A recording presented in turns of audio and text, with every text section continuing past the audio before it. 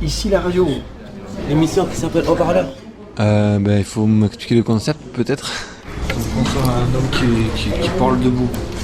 Quelqu'un qui se lève pour énoncer sa parole. Les haut-parleurs. Ah, ça peut faire penser à mon téléphone aussi. Sur quel thème c'est? Ça fait penser à la démocratie, en gros. L'émission qui s'appelle Haut-Parleur. Lundi 14h-15h à la cafette. C'est bien.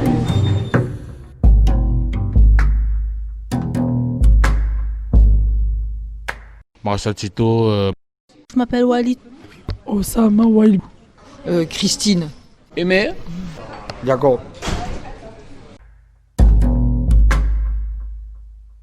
Bonjour, Maréchal Tito en direct sur Radio Campus. Vous pouvez me trouver sur YouTube. Ouais. Maréchal Tito, My Baby, Love You, Ghetto. Les 3 clips récemment publiés sur YouTube. Vous tapez Maréchal Tito avec le titre Ghetto. Maréchal Tito avec le titre My Baby. Et Maréchal Tito avec le titre Love You. Des sons de qualité professionnelle. Mes sons sont assez romantiques par moments où je fais tous les styles de musique. Je fais de l'afro-trap, de l'afrobeat, dans le style de MHD, tout ça. Je fais plein de styles différents. Je peux m'adapter sur tous les beats, old school comme new age. Je m'adapte très facilement aux beats, voilà. Je suis un artiste qui bosse tout seul. Je suis souvent en déplacement en Afrique, dans le monde pour trouver l'inspiration. Bon, j'ai publié 3 clips cette année, j'espère que vous allez les regarder et vous allez kiffer. Allô, bonjour, je m'appelle Walid Touria. Je suis malade à Préaugine, à Marchand. Et je passe mes séjours à Marchand et j'attends de sortir de ce niveau-là. Ça fait 9 mois, bientôt 10 mois. Ouais, voilà, c'est long et c'est dur à tenir. Mais j'ai l'espoir de revivre dans mon appartement ou alors aller dans une maison thérapeutique avec d'autres personnes. Et en fait, voilà, c'est tout ce que je voulais vous dire. Voilà. Vous comprenez ce que vous avez ? En fait, ce qui m'arrive, c'est que j'ai des angoisses. Et les angoisses, ils n'acceptent pas de vivre toute seule. En fait, il faut vivre avec d'autres gens. Vous êtes moins angoissé quand vous êtes avec d'autres? Oui, voilà. Et qu'est-ce que ça vous fait faire l'angoisse? Et ça me donne des lumières et ça me fait peur. Osama Walid. Enchanté. Mais plein de trucs. Ces derniers temps, je suis assez confus et très angoissé. Et pour le moment, là, je viens de déménager d'un pavillon. Avant, j'étais à Prigogine. Il est à Prigogine. Maintenant, je suis à Charcot. Et j'ai trouvé ça très bien. Mais c'est pas pour ça que je vais prendre le micro. C'est parce qu'en fait, ces derniers temps, j'aimerais bien parler avec des gens et tout, parce qu'il m'est arrivé des choses dans mon passé et tout. Du coup, j'aimerais bien en discuter. Je sais pas d'où ça vient cette maladie, ou soit naturellement, ou soit physiquement, ou soit psychiquement. J'espère qu'un jour je guérirai. Enfin, pas guérir, non, quand même pas.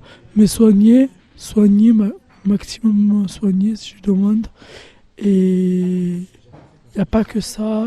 Je pense qu'il y a eu 3 ou 4 traumatismes crâniens que j'ai eu quand j'étais petit. Je pense que c'est à cause de ça et je pense que c'est le sujet où on m'a amené ici à des hôpitaux psychiatrie, ce qui me concerne, c'est-à-dire ma mère et mon père séparés et divorcés depuis 15 ans. J'ai une petite sœur de 10 ans et demi. Du coup, voilà, je tiens la main, je tiens en force.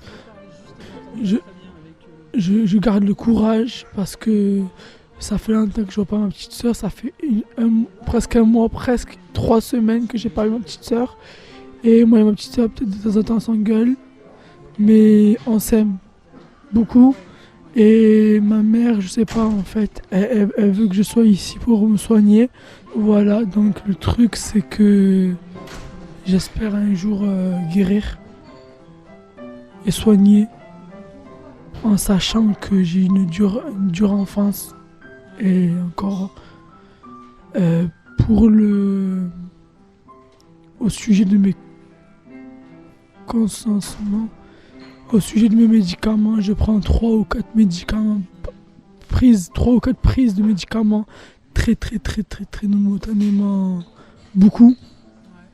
Et du coup, il y a des médicaments qui me font des effets secondaires, comme passer du rire aux larmes, comme prendre le temps de...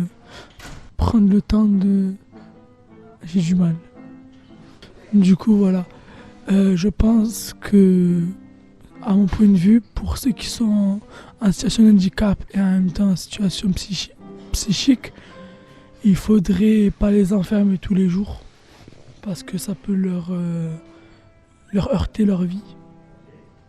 Il faut plutôt parler, c'est la seule solution. Et je pense que moi, mon enfance, comme je disais, elle était très compliquée. Mes parents se sont divorcés, ils se tapaient entre eux. Moi qui étais comme ça auprès de ma petite sœur, en sachant que c'était problématique. Donc maintenant ma mère elle s'est battue pour moi toute mon enfance, toute mon adolescence et encore. Elle se bat pour moi, mais là elle n'en peut plus parce que c'était la goutte qui a débordé le vase. C'était une fois où j'étais très en colère, où c'était plus fort que moi. J'ai pris une pioche dans le jardin et je les ai menacés en quelque sorte. Voilà. Et du coup, je suis désolé, surtout à ma mère. Voilà. Surtout à ma mère. Et du coup, voilà, donc il y a un moment où j'étais petit, moi je vous raconte la suite. Je suis tombé 2 ou 3 fois, à 3 reprises sur la tête. Donc je sais pas si c'est dû à ça, les médicaments, ou ma mère elle croit que je suis dopé à cause de tous ces médicaments. Elle dit que ça ne fonctionne pas. Mais du coup, j'ai eu une prise d'injection en retard qui m'a un petit peu aidé. Et du coup, je voudrais bien savoir pourquoi je pose la question. Mais même dehors ça arrive. Pourquoi tant de violence? En fait, moi, c'est quand je commençais à travailler, j'étais styliste. Je travaillais dans une usine où on faisait des vêtements pour Jean-Paul Gaultier. Et j'étais embauchée là. Puis tout à coup, un jour, quand je suis arrivée vers le travail, tout à coup, je me suis dit, ouais, je vais repartir. Je me suis mis à m'habiller, je suis repartie, sans le dire au patron, sans rien dire. Et le lendemain, il est venu me voir le patron, il m'a dit pourquoi vous êtes reparti. Je lui ai dit que je me sentais mal, que j'étais pas très bien et tout ça. Il m'a dit, ouais, les angoisses, ça c'est là où ça a commencé. J'ai dit comme ça, ouais, je suis partie parce que je me sentais mal. Et il m'a dit, vous partez comme ci, comme ça, sans demander ni vraiment si vous partez, tout ça. Et après, le lendemain, je suis revenue, il m'a résiliée, il m'a enlevé du travail.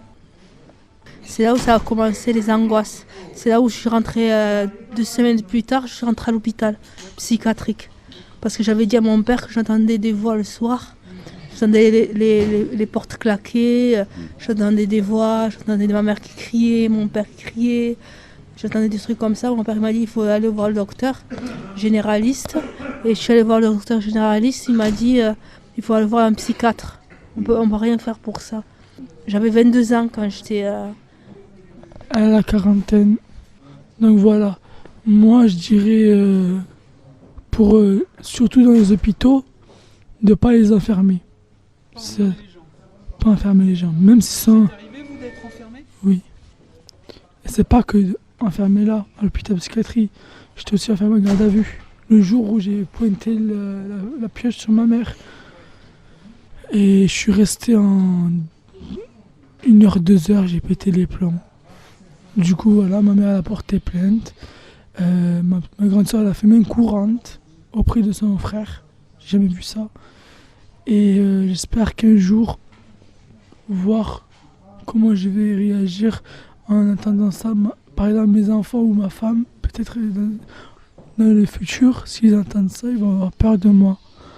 Moi j'ai dit, j'espère qu'ils vont pas avoir peur. Mais là je commence à voir ce qui s'est passé. Mais ma mère elle m'a re-excusé. Elle m'a re-excusé. Et là elle m'a relâché. Parce que j'ai 18 ans. Du coup, je peux parler un petit peu plus. Je laisse le micro. Mais depuis tout petit, c'est pas que j'entends des voix. Ce que je disais, je voyais des hommes bleus, rouges, verts, roses. C'est que j'étais pas très bien ces temps-là. Parce que j'avais perdu quelqu'un de ma famille. Ça s'appelle des hallucinations, ça. C'est fini. C'est fini. Je vois plus rien. Mais par contre, j'entends mon père dire et ma mère dire qu'ils vont me laisser tomber et tout le jour de mes 18 ans. Mais pourquoi? Ah ouais, c'est ça que je veux dire. Pourquoi les parents se divorcent? Donc moi je demande juste aux gens, même si c'est pas la télé, la seule mot que j'ai à dire c'est ne vous mariez pas quand vous voulez pas, quand vous n'êtes pas prêt.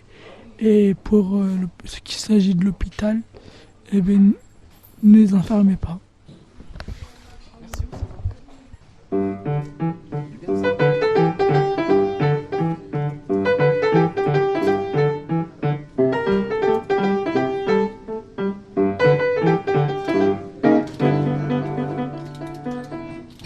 Christine.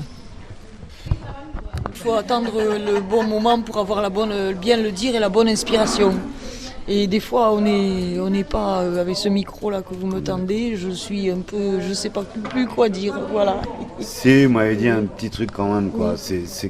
Si vraiment il y avait un truc à faire là sur les histoires d'hôpital psychiatrique, ce serait quoi?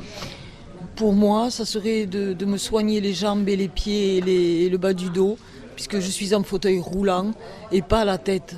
Je déprime pas plus que d'habitude. D'accord, je suis peut-être schizo quelque chose, mais je n'ai jamais agressé quelqu'un dans la rue, je n'ai jamais été agressive envers les autres. Quand je suis agressive, c'est un petit peu envers moi-même, mais ça se voit pas. J'ai pas besoin de traitement pour la tête. Ça me fait trembler, ça m'endort. J'ai besoin de médicaments pour les pieds, les jambes et le bas du dos. Je suis en fauteuil roulant, ça ils comprennent pas ici. Voilà, ça serait ce que je voudrais dire. Oui, quel que soit l'hôpital psychiatrique et les psychiatres, c'est entre guillemets une sale race. Voilà, les psychiatres. Alors là, c'est la cafétéria, voilà, de l'hôpital Gérard Marchand. D'accord, les haut-parleurs, ok. C'est la radio. Heureux de vous accueillir ici. Mais je me laisse pas aller, j'arrive pas à chanter. J'y arrive pas. Ce matin, je me suis levé, le vibrato était parti, j'étais sur la scène, j'ai rêvé. Mais il faut rêver, hein. Avoir de l'ambition, parce que je suis quelqu'un qui a beaucoup d'ambition. Ouais. Alors des fois, j'ai ce côté féminin qui me permet de battre contre les méchants aussi, des fois. Mais il ne faut pas avoir de haine envers les gens qui ont de la haine. Pardonnez-moi, mesdemoiselles, venez s'arrêter en chemin, médium et tout, mais toutes belles, sur les toits, chantez à pleine joie, voilà la vie. Ah, vous savez pas la nouvelle? J'ai eu un congrès il y a 3 semaines d'ici, 2-3 semaines de là, et j'ai eu un congrès et on m'a interrogé beaucoup de personnes sur ma vie. Je suis une énigme pour la psychiatrie. Oui, pour les doigts, ils ne savent pas. Ah ouais. Une énigme. Qu'est-ce qu'ils ne savent pas? Ma folie pour moi. La folie de chanter, la folie d'être poli, de baiser une main d'une dame. Alors, il y a eu les jaunes, maintenant, il y a les foulards rouges, et moi, c'est le béret rouge.